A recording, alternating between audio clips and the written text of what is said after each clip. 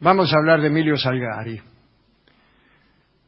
Emilio Salgari, un gran escritor, ahora quizá no es tan popular como antes, pero fue uno de los más populares del siglo XX, seguro.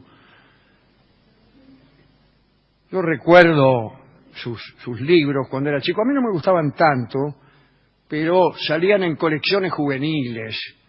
Y había particularmente una audición de radio, que es Sandokan, el tigre de la Malasia. Sandokan es un personaje de Salgari. Bueno, Salgari había nacido en Verona en agosto de 1862. Era hijo del viejo Luigi Salgari y Luigia Gradara. Era una familia que comerciaba en telas y era ajena al mar y a las letras. Digo al mar y a las letras porque Salgari era un escritor de viajes. Escribía acerca de los piratas de la Malasia, acerca del presidente del Paraguay, acerca del Caribe, de los pieles rojas de los Estados Unidos, etc. Sin embargo, su familia comerciaba telas. Dicen que cuando chico, Salgari dibujaba barcos, dibujaba bergantines en su cuaderno, miraba al mar cercano y se escapaba de la escuela para leer los folletines franceses de Alejandro Dumas y las aventuras de Gustave Aimard y del capitán Marryat. A los 16 años se trasladó a Venecia para estudiar náutica, su pasión, la náutica. Se anotó en el Instituto Regio de Paolo Sarpi, pero le iba mal.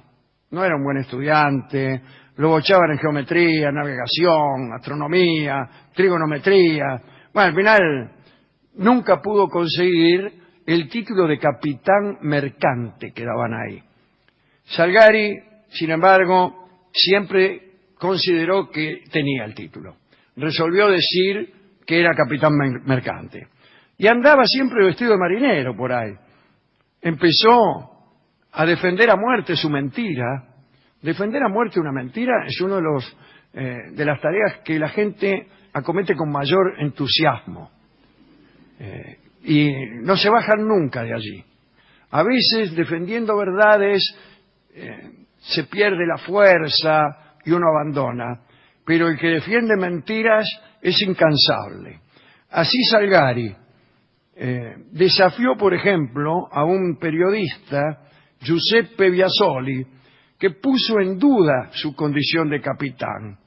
Fue en el año 1885. Parece que Biasoli escribió en una revista que Salgari era apenas un marinero de agua dulce y el escritor se enojó y lo retó a duelo. Salgari también presumía de consumado esgrimista y decía él mismo haber inventado una estocada mortal.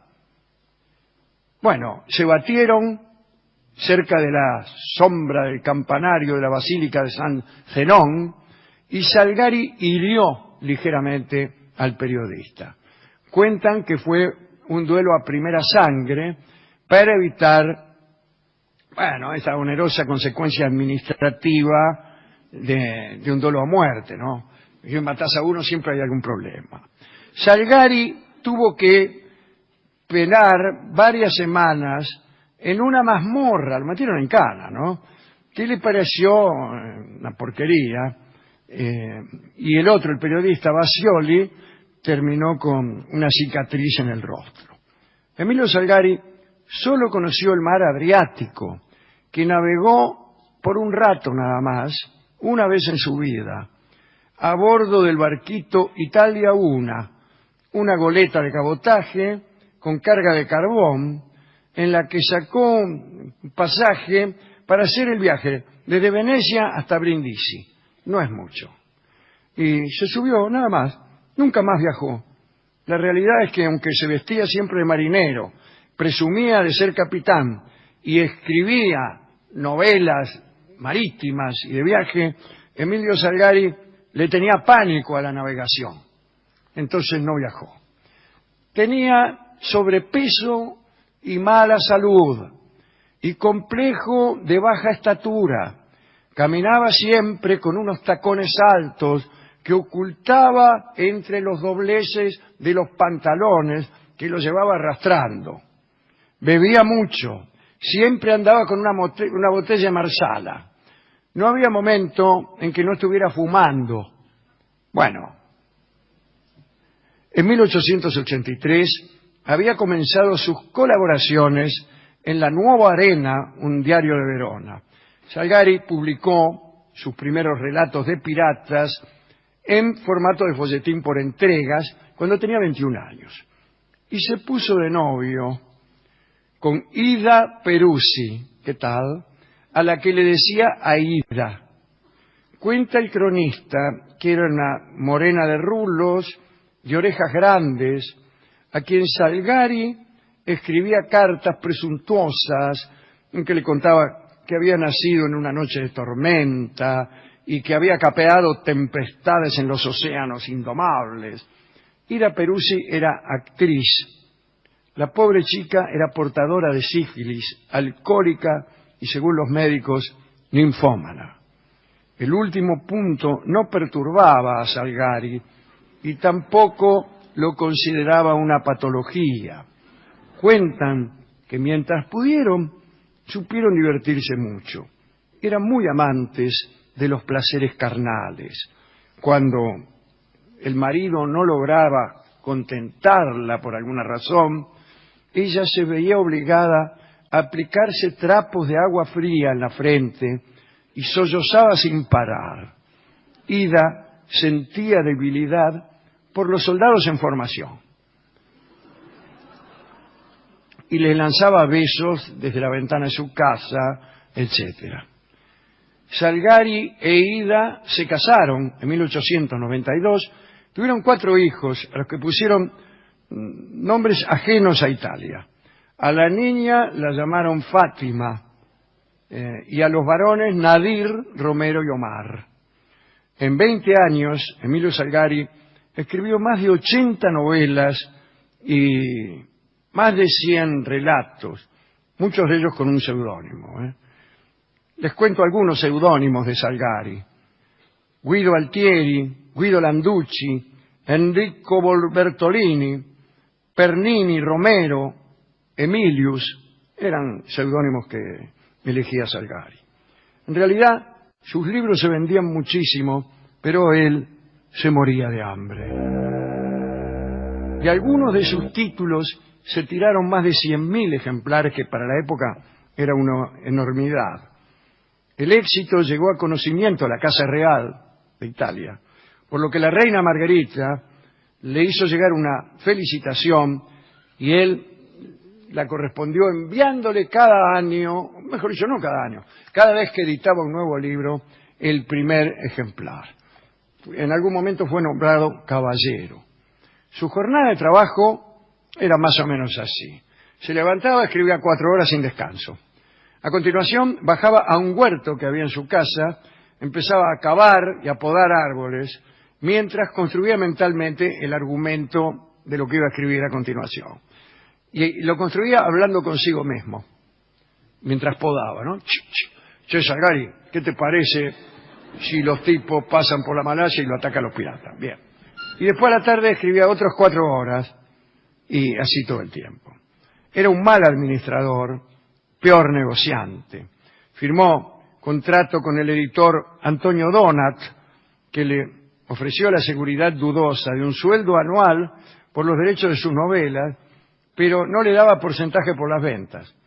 Su compromiso con Donat lo obligaba a entregar 3 volúmenes por año y dirigir un periódico, un diario de viaje era, se llamaba Per Terra e per Mare, semanario de Génova, del que estuvo al frente algunos años.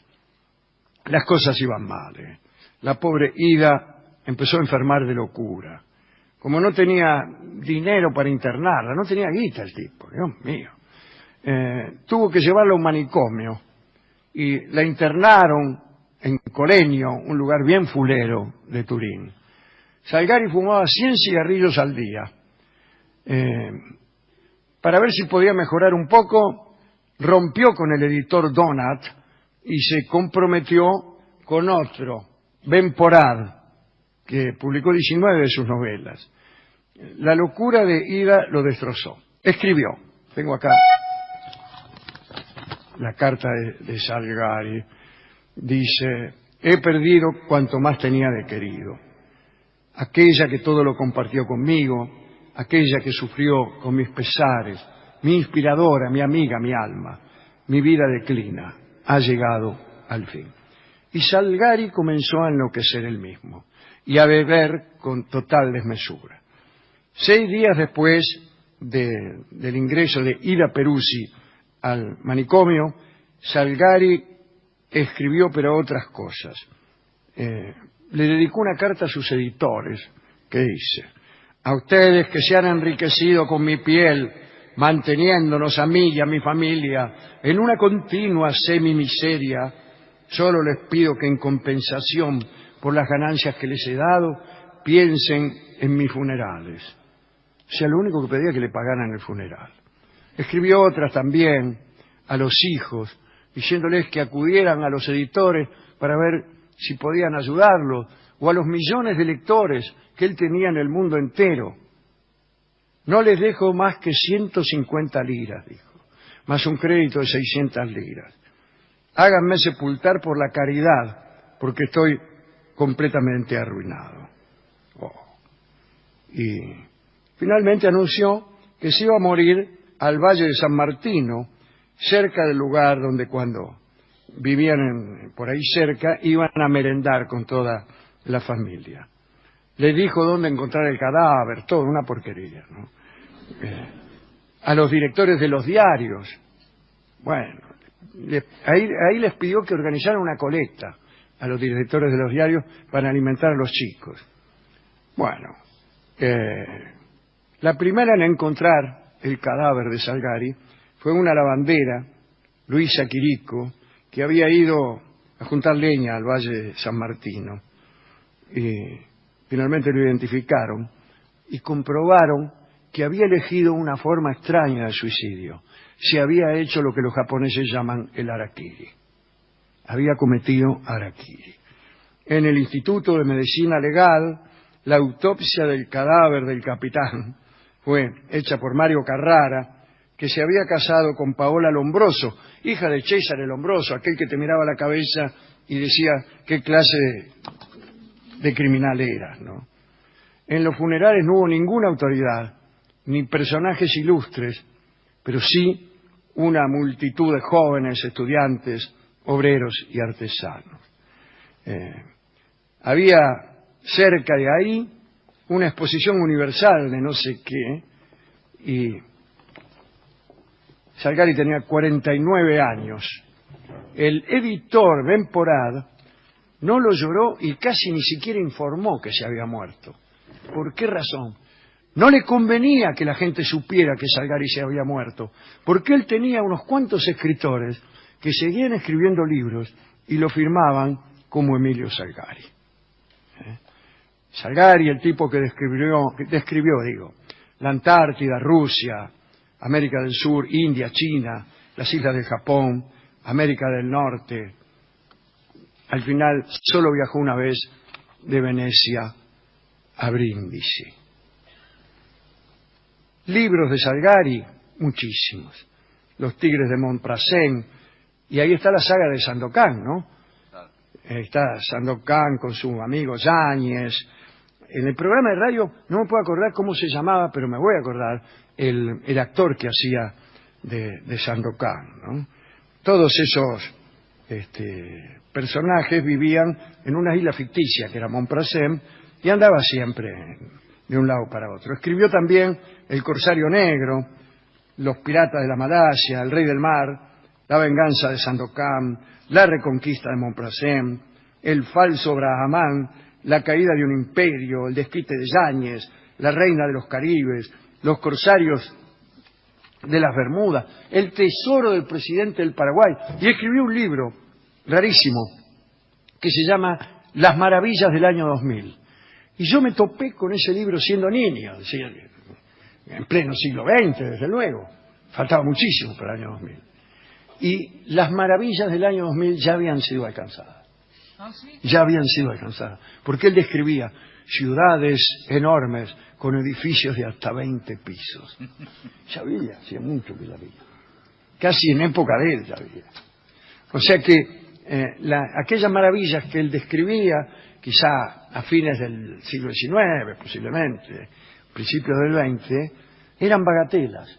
Eran todas bagatelas, eran cosas que ya hay, automóviles que andaban solos, qué sé yo, pero también esas cosas como cintas que transportaban las tazas de café con leche para el desayuno. Bueno, o sea, ese no era un libro muy bueno. Pero escribió un montón. Escribió, sí, pero su verdadera vocación no era escribir. Él quería, y no pudo, navegar, pilotear, dibujar naves, diseñar, construir. Quería forjar los gigantescos transatlánticos que en aquel tiempo empezaban a surcar los mares. Es decir, Emilio Salgari quería ser el pibe de los astilleros.